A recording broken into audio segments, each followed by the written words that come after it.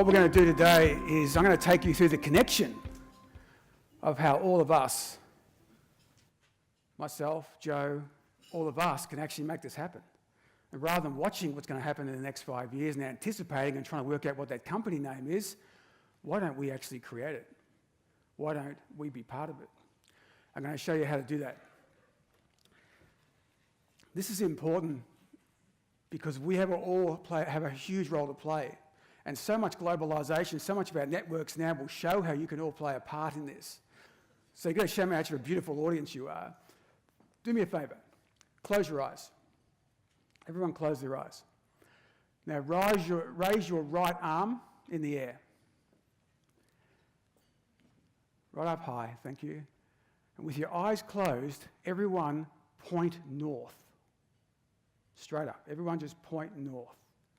Now, leaving your arm up pointing north, open your eyes and look around the room. We're all going everywhere, aren't we? Arms down. Thanks very much. Ladies and gentlemen, that's a little like leadership. We all get it. We understand it when we hear it. But if I was to say, let's pursue leadership now, we'd be taken off all around the world. The answer is actually that way, by the way. Check it with your iPhones later on. Right, it's actually that way.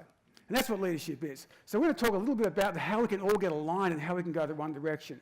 We're going to talk about growth mindset, a couple of big areas here. Because the problem we have right now, and especially in this industry, in this country right now, is that we don't see the world as it is. We see the world as we are. And we're going to be very careful with that. Comedian, actor, artist Jim Carrey put it well. He said, be very careful of your eyes. Your eyes are great at observing and seeing things. But he said they are also projectors for what the mind wants you to see. And if you want to see the dark side, if you want to see negativity, you will absolutely find it. But remember, no matter how thin you slice it, there's always two sides. Sometimes you have to look a little harder for the second side. And that's what I want to talk to you about today, because the issue with truth and facts sometimes is that when you cling to truth and facts, you block out possibility. If you focus on only the facts, only the truth, you will block out possibility. And you get to think about what else is out there. And really, what are these issues that we really have? And I love there's a song by Lana Del Rey called Beautiful People and Beautiful Problems. And it's a fantastic song. It really describes literally a different view of things. Are we all just beautiful people with beautiful problems? I'd play her the song, except she drops the F-bomb every second verse, so I won't, because we're filming today. But I remember a few years back, and some of you might remember a guy called Lou Gerstner. And Lou Gerstner was the CEO of IBM. And he came to IBM in a time of change. When he came to IBM, he came from Nabisco, the biscuit company. And people said, Lou, why have they employed Lou Gerstner from a biscuit company, an FMCG, to run IBM? But Lou was a great leader and has gone down one of the greatest leaders of IBM. And one of the things Lou did was he made a trip to Australia when he took over, and he was getting to know the leaders and his team, as all good leaders do. And as he got to Australia, it was during the recession we had to have. Remember the one Paul Keating decided was a good idea, that one? And it was during that a journalist from the AFR asked him a very good question and said, Lou, you're here in IBM Australia, we're going through our recession. What is IBM's strategy and tactics to approach the recession? What are you going to do to work through this? And Lou, as he did, reflected on the question, then looked at the journalist and said, well, it's true, we have discussed this as a leadership team at IBM, and in regard to the recession you speak of, we've made the decision to not participate. So we're not going to get involved in it. We see it's interesting, but we've got a few other things on the plate right now. So we're just going to move on. So another question? And it was such a great response, wasn't it? That Lou could have gone either way there, but guess what? There was all these people at IBM waiting for Lou going, what's Lou going to say? And they were so inspired and so motivated to go, you know what? Yeah, we just don't have to participate. Let's just get on with it. And that's what they did, and that's why he went down as one of the greatest leaders. Not, funnily enough, not coming from that industry.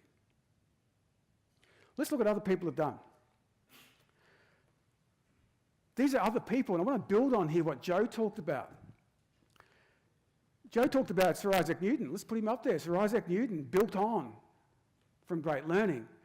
And that was in 1642, when Isaac Newton was around.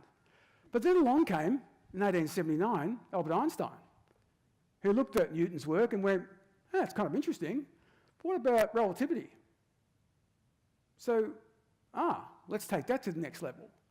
And then in 1942, Stephen Hawking came along and said, that's kind of interesting, but I think I can do better. What about the cosmos? What about quantum mechanics? And so we build on it again. If we flip over to sport, in sport you had Roger Bannister, broke the 4-minute mile, 1954. No one thought you could do it. No one could do it. And all of a sudden, Roger Bannister goes, truth, fact, nah, don't think so. Think I can beat that. He did. What happened 46 days later in Australia? John Landy breaks the record. Whatever the English do, the Australians can do better, right? We go forward to 1979, 1980, Sebastian Coe, Steve Ovett, you might remember, hammer and tongs at it, knocking it down, until finally in 1999, Hakan from Morocco takes it right down low, 3 minutes 43. That's any of you who want to try it on Strava this afternoon, feel free to have a crack at it, right? But these people didn't hang on to it and say, well, that's just what it is, I'm not going to do it anymore. They went to the next level. And so can you. So if we think about the flip side to truth and facts is in fact possibility. We can go here, that's the truth, that's the facts, that's your world, that's my world. It is what it is. If we just cling to that, you can do a certain few things, you can talk to your clients a certain way, you can talk to your partners a certain way, but remember, you can also do this. And there are fundamental opportunities, there are exciting times. Joe just gave you an indication of those. Fantastic times to come if we think about this, grow market share, have a far more educated group of people, acquire other businesses, new ideas, better quality conversations with your customers. The rate of change is phenomenal. I'll show you that in a moment, and how we can all be part of that. At one of my son's schools, the principal was addressing the Year 7 parents, and he was specifically he addressed the first 10 rows of the Tiger parents that were there in Year 7. And he said, now, all of you, especially you lot, when your children come through VCE and into university, the jobs they will be doing, we have no idea. They won't be yours. So don't worry about what your job is, because that won't exist. We don't know what will be there. But here's what our job is. Our job here at this school is to find the passions inside your children and amplify them. That's our job. Your job is to pay the fees. Made that quite clear. On 7-day terms, right? Right? That's pretty good. And I love his attitude. We can't anticipate, we can't guess that, as Joe said, but if we can find passions and amplify them, find where that connects, that's all we've got to go and do. So to go and do this properly, we need around 4 qualities as leaders. We all do in this room, we need this. And these things are 4 things we need, are these up here. We need to have a high-performance leadership. That's what we need. High-performance leaders, high-performance heroes, I call them, have a growth mindset, firstly. Then we need agility, we need curiosity, and we absolutely need persistence. And they're the qualities you've got to instill in your people, in yourself, in your children, in your grandchildren if you've got them. That's our role to play. So let's talk about that. First of all, growth mindset. You can have a fixed mindset, you can have a growth mindset. And sometimes we all move between them. Sometimes I'm in a fixed mindset, but I'm mostly in growth. I catch myself out when I'm in fixed. And the good thing is if you catch yourself out with a team of people who are in growth mindset, they'll pick you up. But you can see up there, if you look on the left-hand side, the fixed mindset. You might look through that and go, wow, that could be me looking in the mirror. Maybe I've got some clients who are a bit like that. Maybe I've got some people who work for me a bit like that. Maybe I'm related to people like that. I would suggest you move away, even if you're related, if you can. Right? You've got to move away to the right-hand side. Look at that left-hand side. Think about those people, because they're not going to get you to where you've got to go. A growth mindset is where you need to go. Ben Franklin had it, as Joe talked about earlier. And a growth mindset will take you to the next level. So is anyone who is in your world who is more that fixed mindset? I quote the modern day philosopher, Ariana Grande. You just say, thank you, next, and move on. Right? So the right-hand side, how do you do it? It's really pretty easy.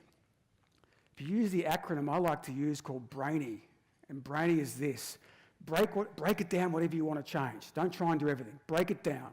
Then repetitive effort and performance. Repetitive effort. Keep going back and trying again. The A is assess how you're going. On track, off track.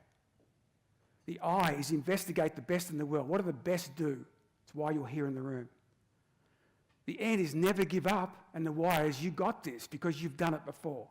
You know you've done it before. But sometimes we forget how far we've come. Think back how far we've come. Think back where you've succeeded. I'll guarantee you, you had the brainy analogy going on, or someone was supporting you. Now, I think about the brainy analogy, I'm going to apply it to something this week that happened. And this week was the Grammys. Everyone watch the Grammys? On the Grammys, I'll talk about one thing specifically, and that's A Star is Born. A Star is Born, I'll talk specifically about Bradley Cooper. 6 months before starting filming, now remember Bradley not only starred in it, he also directed it and was a co-producer of that movie. But 6 months before they started filming, Bradley couldn't play guitar, he couldn't play piano, and he couldn't sing. But he took on those roles. And what he did in 6 months prior to filming starting, this was his daily schedule. First 2 hours in the morning, he worked out. Now, if you've seen Bradley Cooper, you probably understand that's not hard to work out. After that, 2 hours on the guitar, 2 hours on piano, break for lunch, the rest of the afternoon songwriting and learning to write songs. And you'll know by now that they won the Best Song Award in the Grammys and won the Best Original Score at the BAFTAs just last night. He did that in 6 months. But I ask you, 6 months of doing that every day, day in, day out, Monday right through to Sunday.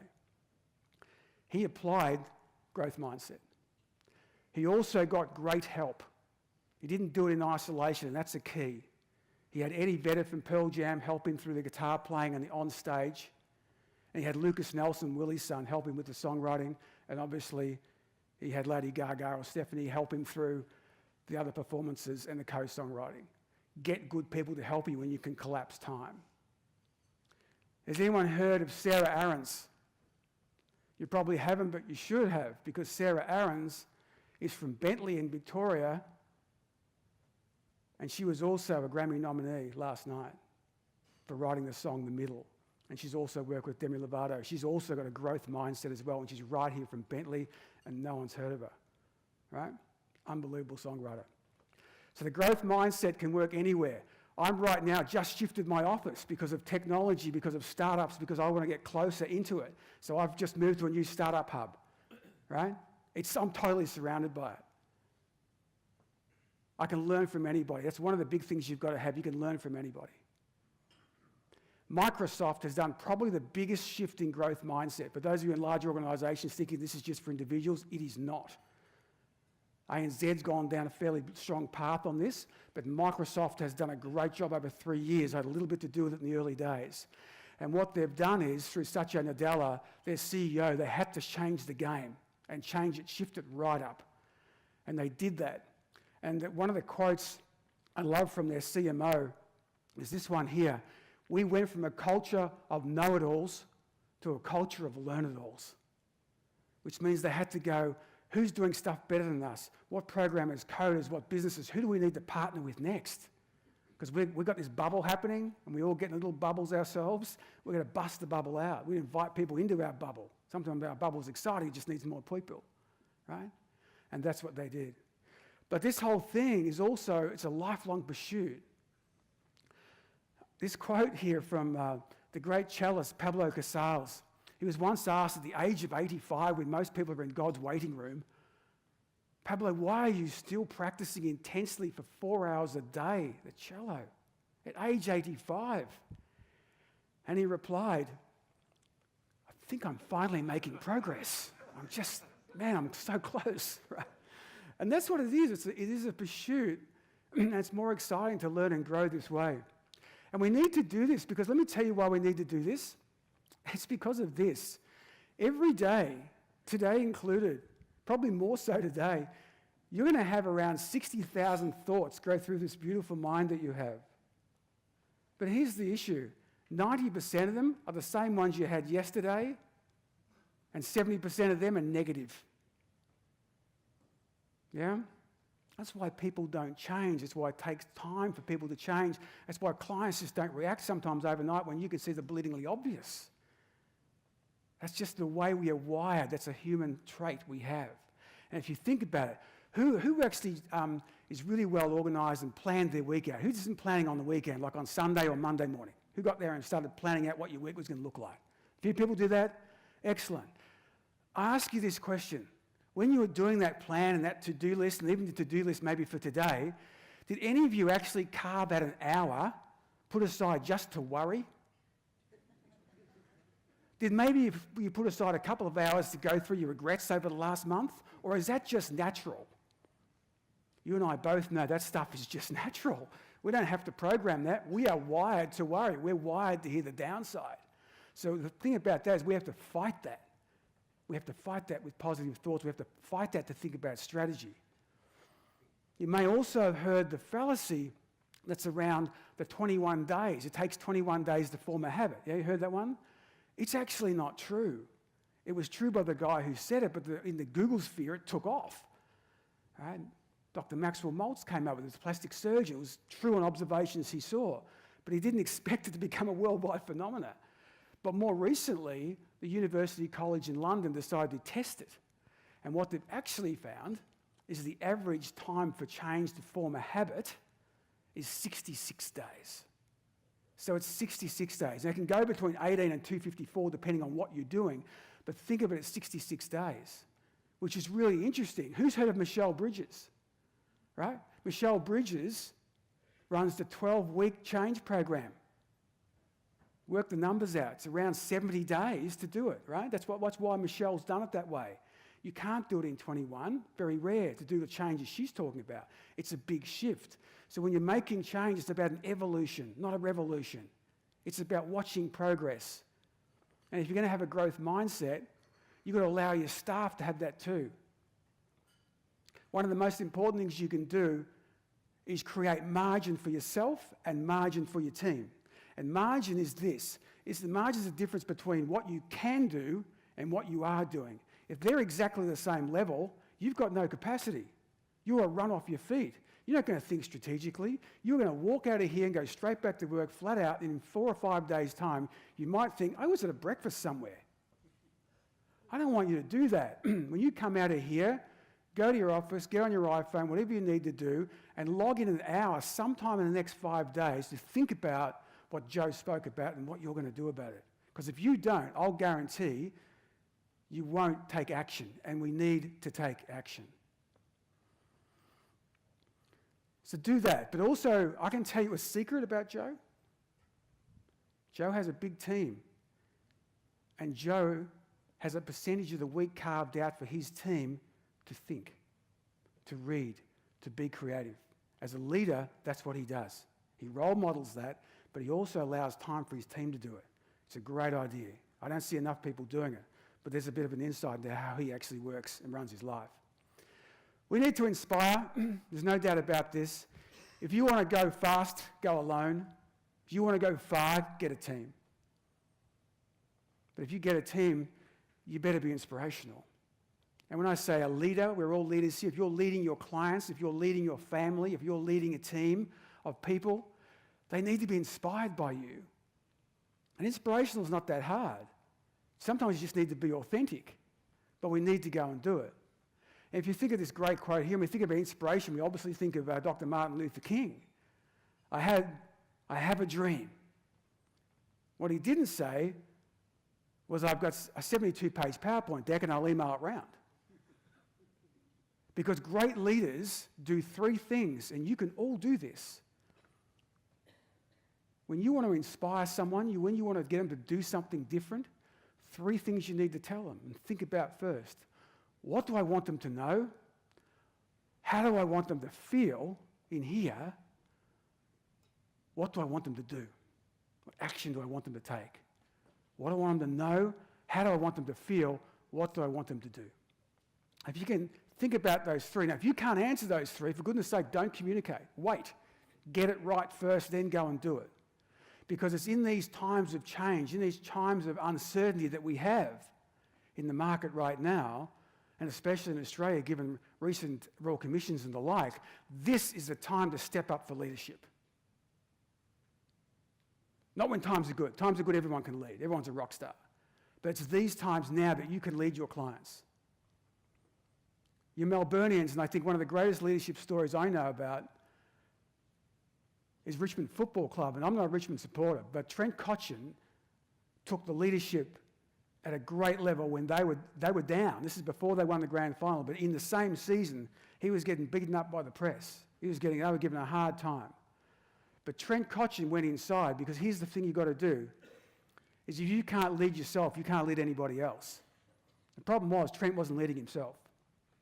Once he discovered himself and became his authentic leadership self and not trying to invent himself as other people, which he was trying to do, it's natural, sometimes we do that, he became the great leader. And it completely turned around the club because the club and the players on field were wanting Trent to lead them. And he was a consensus guy. And they were looking for him to take the lead. And he did. Not only did he transform himself, he transformed Jack Riewoldt as well. It's a great story. There's plenty of stuff on the media you can have a look at. I suggest you do. So it's in those times that we start to lead and pick up. But just be your authentic selves and start to lead. So let's talk about customers now, what we've really got to do with them, because the game's changing dramatically. So our customers are really like this now. It's different. They're super busy, they're mobile, they're collaborative, they're time poor, just like all of us, and they're distracted and they're interrupted. That's the reality we're working with right now. It's not going to change, so we just have to get good. And the reason we have to get good is because we want to build trust. We can't build trust with our clients if we haven't got their attention.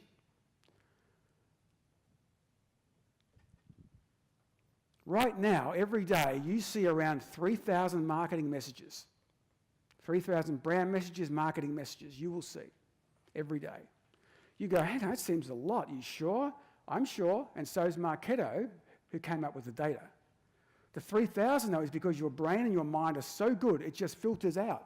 Relevant, irrelevant, relevant, irrelevant. You don't even see some of them. It just decides, given what you're focused on and what you desire, what it pays attention to. So of the 3,000, you pay attention to 52 messages and you take action on 4. Congratulations to Vanguard, because it was on the 4 that you came here. But they had to go out there in the 3,000 first off. 52, you took attention, saw that, and then you responded at some point, and you got into the 4. You have to do that with your customers as well. Because unless we get attention, we can't build trust, and if we can't build trust, we don't drive revenue. It's as simple as that.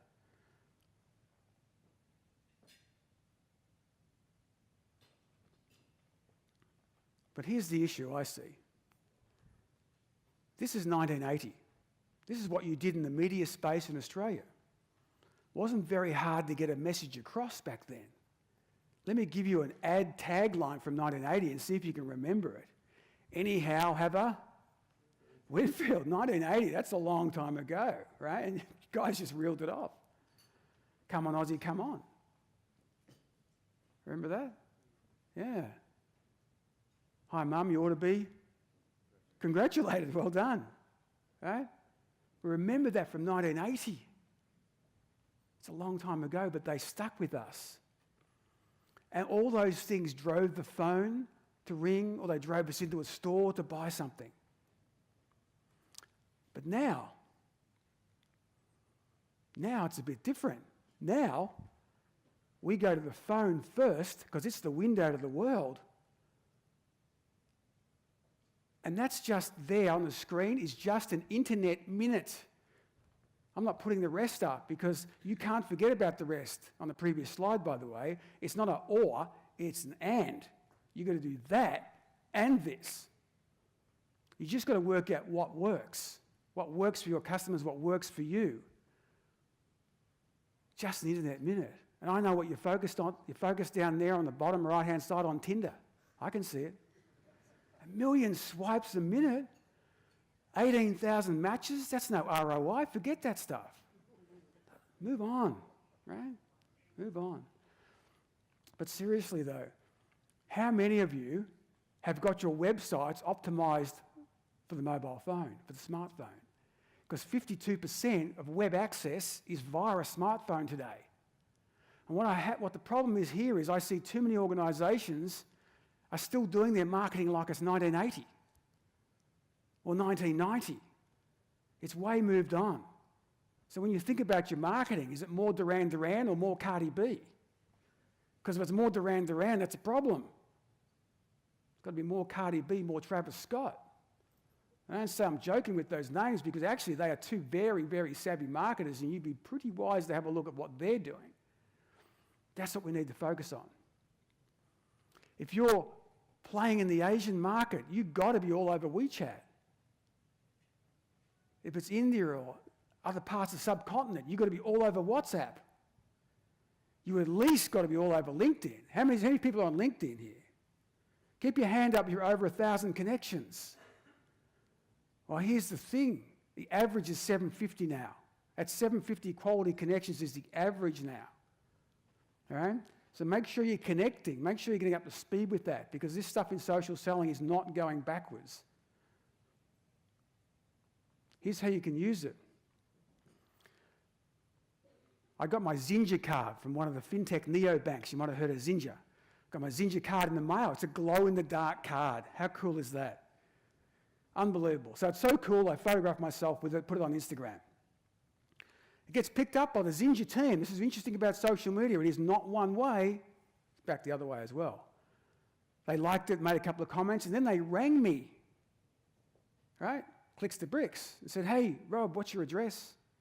Some Zinja, I'm going to send you down some merch. And I'm always into merch, right? So they shipped me down some merch. It's pretty cool. Shipped me down a beanie. You got to say, I rock a beanie, yeah? So I am. So I got my beanie and my shirt on, so I take a pic of me and my gear, I put that on Instagram, put it on LinkedIn, and then Van Lee up here, Van Lee's one of the founders, co-founders of Zinja, she picks it up, says, hey, isn't that great, keeping our customers warm down in cold old Melbourne? And all of a sudden, I'm in a conversation with Van Lee and I haven't met her yet. What are we doing? We're building trust, building a connection. There has never been a greater time ever in the world to have a low-cost, high-touch relationship with your customers. Never been there before.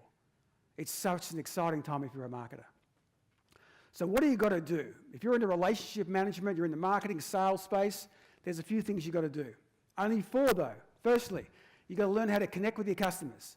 Second, you got to be able to collaborate with them. Thirdly, you have to be compelling.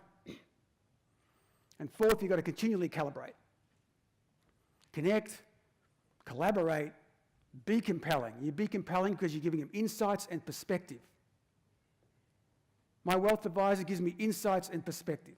I don't even know what he charges. He just gives me insights and perspective, and he keeps me honest. And I'll show you how he does that in a moment.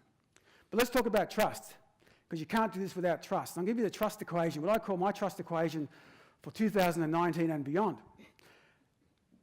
4 C's. You've got to be strong character, strong connections, strong competence or capabilities. You've got to be in that top right-hand quadrant over care factor. And what we've seen in the rise of this character and care factor, you might have all heard of STEM, yeah? The rise on STEM skills. Well, it's now not STEM, it's now STEAM. The A has been added in the last 12 months. Why? Because A stands for arts and creativity. You need to be a person. You need to be a human. You need to connect. We need to have empathetic conversations with our clients. That's actually how you build it. So character strengths, connections that you have, your capability and skills over care factor, and you can measure all of these things. All of them can be measured. NPS scores, the amount of programs you're doing, the beautiful CPD points you people are all getting today are all ways of building this up the top right-hand side. And care factor is still important. Because an obligation that has a relationship has no grace. But a relationship without obligation has grace. That's what care factor is. Do you really care for me? Are you really asking me the right kind of questions? So we're going to move on from what I call the ABCs. You might be familiar with this from the 1990s. Always be closing. Never understood it. I prefer this one. Always be curious. Curious to understand my customers. Curious to understand my clients. Curious to understand how they make their money and, more importantly, where they're going. What do we want to be curious about? We want to be curious about these things. Curious about these. What are their career goals? What are their lifestyle goals? What are their hobbies? What do they want to contribute to?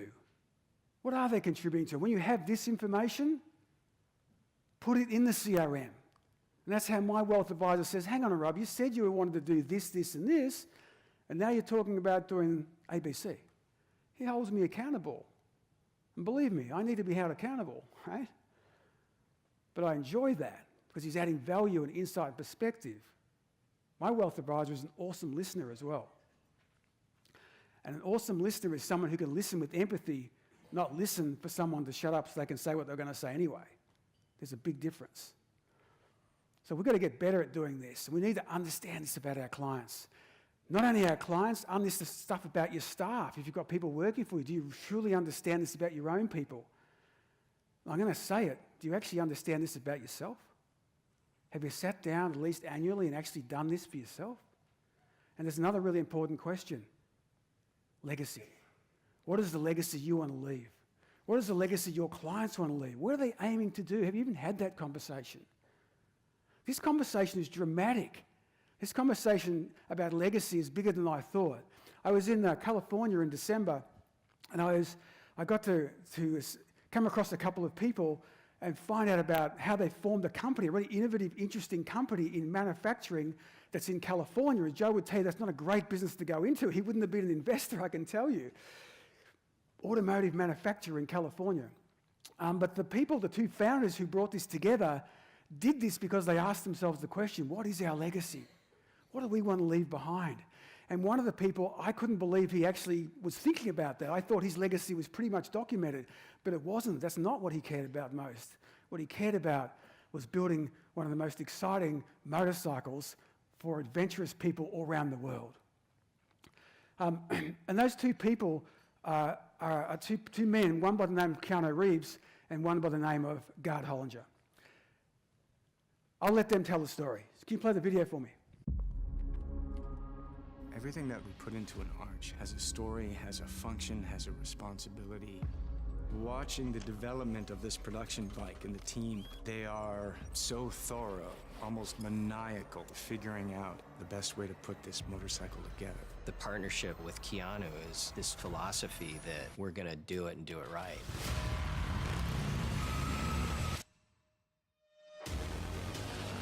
The obsession to build something precise, mechanically sound, translates through the motorcycle to the rider. Riding down Sunset or PCH or going through the canyons, the motorcycle delivers in handling, it delivers in physical experience.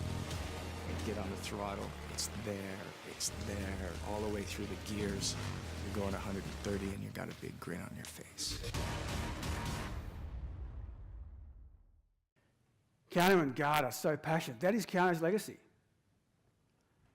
And let me tell you, these motorcycles start at $100,000 US and go up from there. They interview you. They want to know your career, your lifestyle, your goals, your contribution. They want to know what your legacy is. And let me tell you, it's quite confronting getting interviewed by John Wick, right? If you've seen any of Keanu's movies. But they want to know that because it's important to them, because the purchase of the motorcycle, it's actually not about the motorcycle, it's about a whole environment and a whole collaborative tribe that gets together. And they source parts from Italy, from the US, from Asia to build this motorcycle, so the collaboration, the ideas that come about, like Joe talked about, are like this. So think about legacy, think about what it can do. So let's move forward a little bit here. There's 3 things I think you need to think about in your business as I close this out. And there may not be all 3 you need to look at, but are you leveraging strongly what's possible for your clients? Are you really doing enough for them? Are you doing enough for yourself and your own business, and more importantly, your people? Your people are so powerful. That's where ideas will come from. And what about your business partners? Are you leveraging Vanguard enough? The Knowledge Centre, all the good things, the great research they have. What about your other partners? Because you can't do this alone. And it reminded me when I was cycling the other day in beautiful Beach Road in Melbourne, I was firing up a hill. Well, maybe not firing as hard as I wanted to be, but I was firing up the hill anyway, and I came up behind this guy here, and I did the illegal thing and pulled my phone out and took a photograph of this guy in front of me, because I wanted to show you this. Because this guy here is not about the guy going up the hill with a banana, he's back. It's actually this. When I got up close to him, I noticed that he had 3 lights on the bike. He had gone out and purchased those 3 lights. He strategically thought, where am I going to put them? He'd made the transaction, he'd put them on his bike, really well positioned, but here's the problem. He forgot to turn any one of them on. And how much of that is an analogy to our businesses? We've invested in a CRM, we've brought in great people, we've got great systems, we invested in research, but we didn't actually turn it on, right? So let's have a think about what's there that you've already done work on, you just haven't turned it on, like my great friend here. So ladies and gentlemen, as I close this out, I've got a new book coming out in August. If you do the feedback forms for Vanguard, you'll get the first chapter free for it. I encourage you to do that. We need more high-performance leaders. We need more high-performance heroes. Let's start an evolution. Stay kind and keep smiling. Thanks for your time.